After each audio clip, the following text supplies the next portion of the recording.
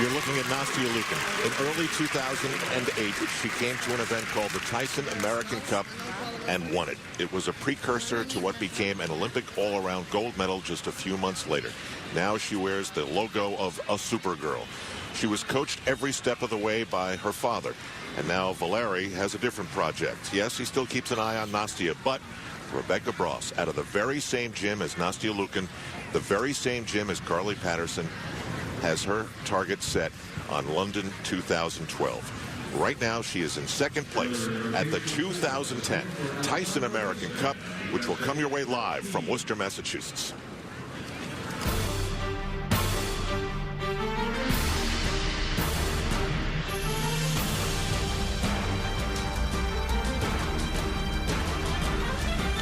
NBC Sports welcomes you to the 2010 Tyson American Cup.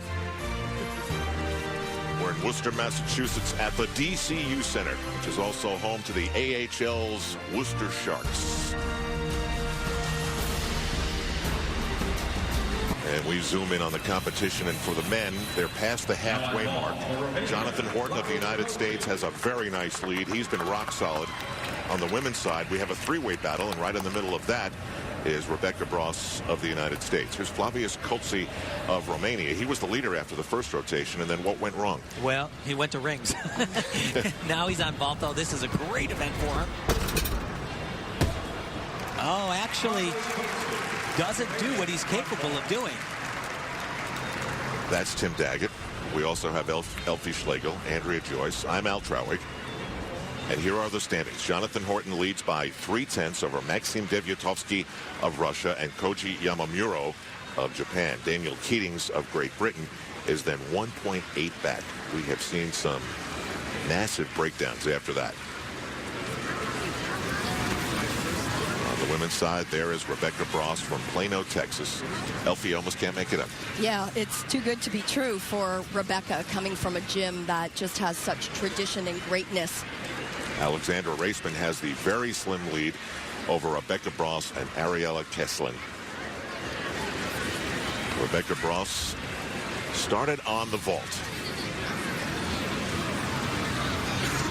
And she is, if you had to take one word out of the English language and apply it, it's power. She's all about dynamics and power. Very nice start. Double twisting. Yurchenko, just the smallest compensation on the landing. What's so impressive about Rebecca and her gymnastics is just how aggressive she is. There isn't anything that she's afraid of in the gymnastic world. She's not afraid of being on a podium. She's not afraid of pulling out all the big tricks. But look at this. If she had just kept her chest up a little bit longer, she would have slowed that rotation down and been able to stick that. But I tell you, she is something. Her score on the vault was a 15.1.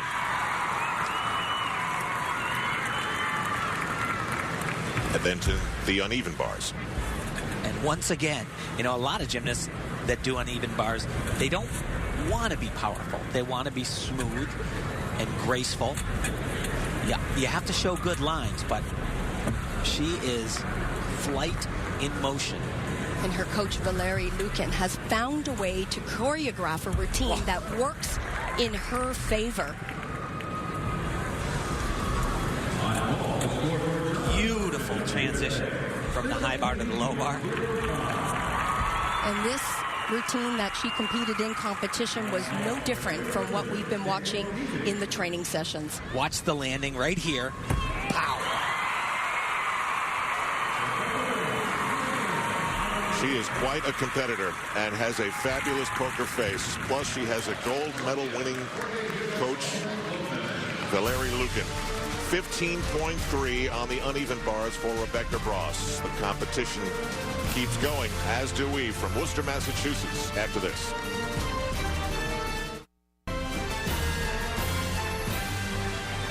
We're back live as the men are on the vault. Should be a big vault. Did this in training, and it is ginormous. The highest potential score in the meet is that vault right there. Koji Yamamuro is liking it a lot. Has a start value of 17 points, which is huge. There, along with his coach, Hadakeda, who also a great Japanese champion. And, you know, he doesn't have a world championship experience or any of the Olympic Games, but he's here for the experience of American Cup, competing on stage. He's happy to be here. Told us he was going to soak this one up. This is the most prestigious annual international gymnastics competition on American soil, and we've got 16 very special gymnasts. And right now you're looking at Dominique Pegg of Sarnia, Ontario. Just outside of Toronto, a couple of hours. Tim has already used up his one ginormous reference per show. Dominique said when she found out she got the call to come to the American Cup, her eyes lit up. She said, this is so cool, because over the years she has watched many great gymnasts compete at this event. She's carrying a Canadian hockey stick, by the way, in her gym bag for a little extra luck, guys.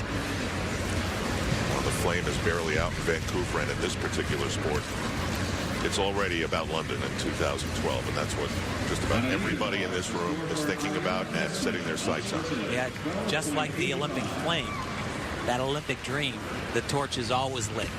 I'll tell you, they know exactly how far away it is. Coaches have calendars that count down years out. Schedules are planned. Dominique said this is an event that is a big deal for her in her international year.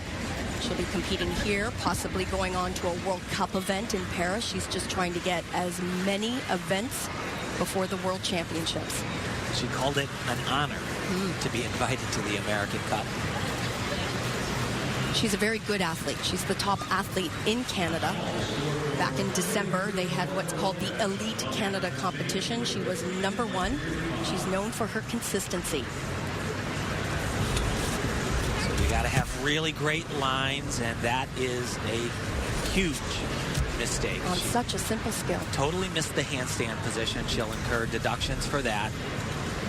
Here comes a release. Oh. And wow, that is, this is darn near as bad as it can get. Feet hitting the ground, form break. That whole thing is going to cost a point. And a fall from the apparatus, another point off, so she's 2 points in the hole, and she's hardly gotten started. It's her coach, Dave Brubaker, who has been coaching Dominique for 7 years now.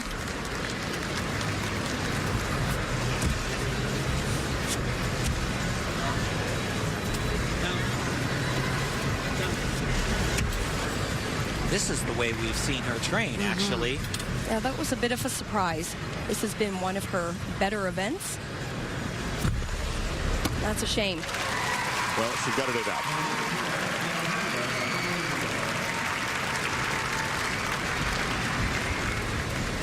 Across the room we go to Chris Brooks of the United States and the University of Oklahoma, and the Sooners are well represented here with Chris Brooks and Jonathan Horton, who was the leader in the men's competition.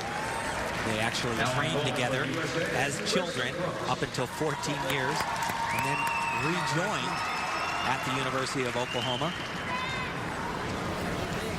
Hoping to be together on the World Championship team, of course, for 2012 in London. Chris does a very big vault. Handspring double front.